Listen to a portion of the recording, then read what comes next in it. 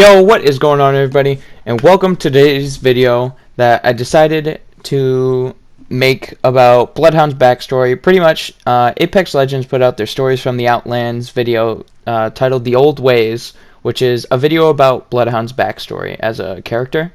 But I decided that I would pretty much make a simplified version more about Bloodhound and who he or she is, instead of just showing the video like they have. So I'm kind of here just describing who this person is and everything about them, I guess.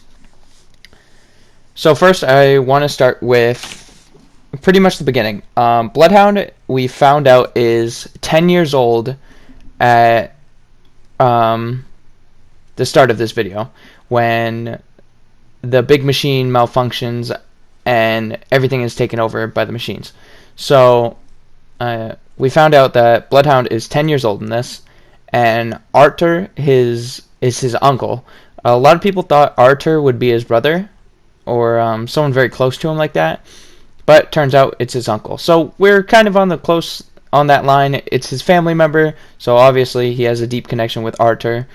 And that's why you always hear when he's killing Pathfinder or something, he always says, "For Arthur." So Arthur hates machines. He believes in the old ways. And when he refers to the old ways, he actually talks about Old Norse, because it's found out that they are actually in the Old Norse belief, and that's how their society is run.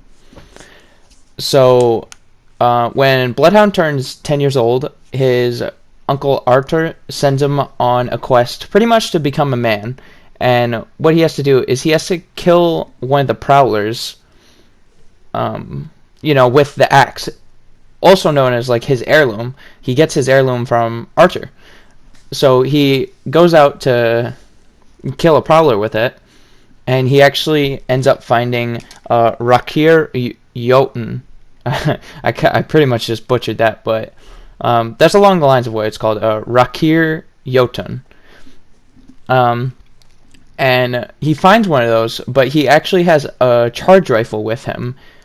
And when he takes down the beast, he actually takes it down with the charge rifle and not the axe his uncle Arthur gave him.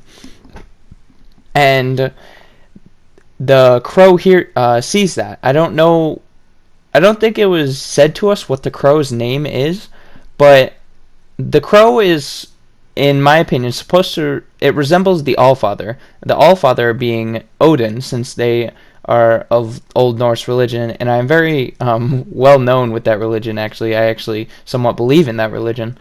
But the Odin represents Odin, so Odin's eyes. He sees everything, the Allfather.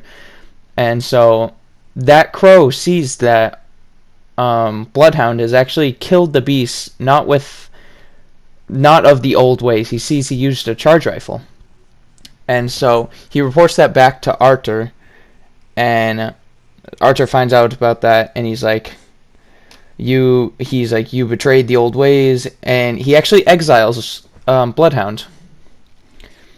And once Bloodhound starts walking away, the Rakir Jotun, it's not actually dead. It comes out and starts attacking them again.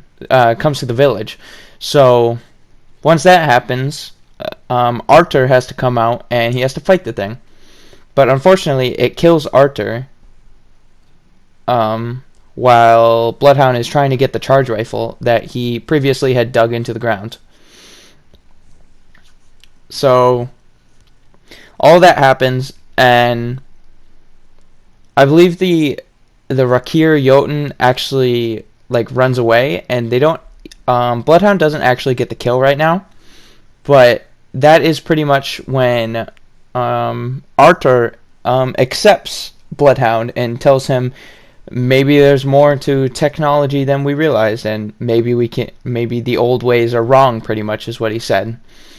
And he forgives Bloodhound, and so Bloodhound takes his charge rifle, and he goes to kill the Rakir Jotun. But when he gets in there, it actually malfunctions on him, because if you guys noticed, it already was pretty much broken when he he was trying to use it earlier. So when he goes into its lair to kill the Rakir Jotun, as it's chasing him down the hallway, the crow is actually, or the raven, sorry, it's actually a raven. I said crow this whole time, but it's raven.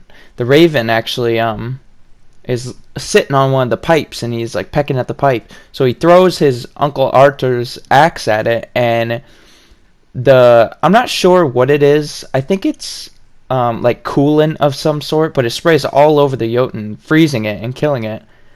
And that's when you see why Bloodhound actually wears his mask, because he got the coolant all over himself. So I think all the chemicals destroyed his lungs and his breathing, and so he always has to wear that mask now. Like he can't just take it off because he can't breathe without it. Another theory is that it was somehow attached to his face because of the freeze, which would make a lot of sense, because it completely froze the Rakir Jotun. So obviously it could freeze to his face, but I think after a certain point it would eventually end up melting off his face. So I think he needs the thing to actually breathe. So that's the first part of his mask, actually, that we always see, that he never takes off, and I think that's because he can't take it off. The scene changes, and they're giving Uncle Arthur a real Viking send-off, and into Valhalla, and Uncle Arthur's raven, he comes to Bloodhound, because he is his raven now. He stays with him. And then what you see is Bloodhound actually puts on the skull of the animal that Uncle Arthur was sacrificing. Like he put the skull down, and then Bloodhound put the Rakir Jotun's horn down, and he actually wears the skull that Uncle Arthur found, and that fully makes up Bloodhound's helmet. So it's his goggles that we saw in the beginning, the mask, and then the skull from his uncle. So it's really cool that they incorporated a way to show that it's not actually just a mask that he made, but it's actually pieces that he has to live with, and B, that actually means something to him. So I think that's very cool. This story was amazing. I absolutely enjoyed this story, and it really showed us more of who Bloodhound is and what he came from and what he used to be.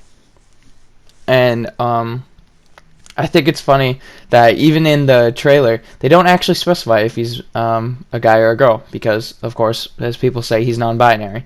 Of course, we all know Bloodhound is a boy or a girl. They won't say it to keep him non-binary, which is completely fine. I just think it's really funny that they completely avoided it at any chance they had. They kept him like completely covered up, and his facial features. Usually you can tell by a person, sometimes by their facial features, and they really kept that covered up, which was pretty funny.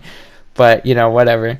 Overall, I think this was great, a great backstory for Bloodhound. I don't think I could ever think of a better backstory for him. I think this was amazing.